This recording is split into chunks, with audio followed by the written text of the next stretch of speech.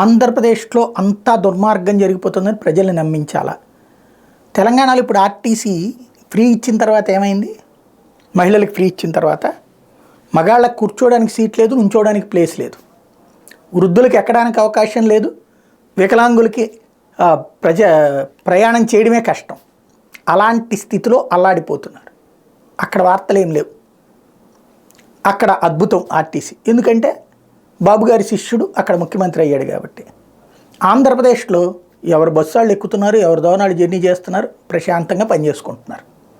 ఇక్కడ అర్జెంటుగా జనాలకు ఏదో ఒకటి రోజు ఒక వ్యతిరేక ప్రచారం చేయాలి.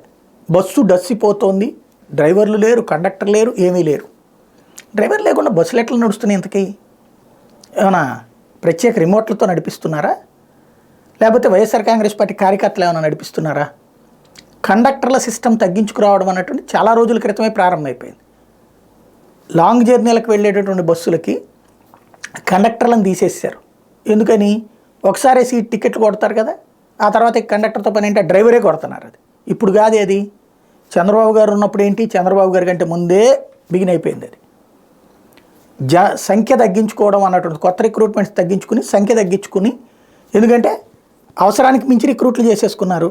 ఆ తర్వాత భారం అయిపోయినాయి, అది సెట్ చేసుకున్నారు. కానీ ఇప్పుడు అదొక దుర్మార్గంగా చూపించేటటువంటి ప్రయత్నం. ఆర్టీసీలో బస్సుల్లో జనాలు ఎక్కలేకపోతున్నారు, ప్రయాణం చేయలేకపోతున్నాడు, బస్సులు అసలు లేవట. ఇది పరిస్థితి. ఆంధ్రప్రదేశ్లో ప్రస్తుతం ఈ విషగుళికలు రోజు నడుస్తూనే ఉంటాయి.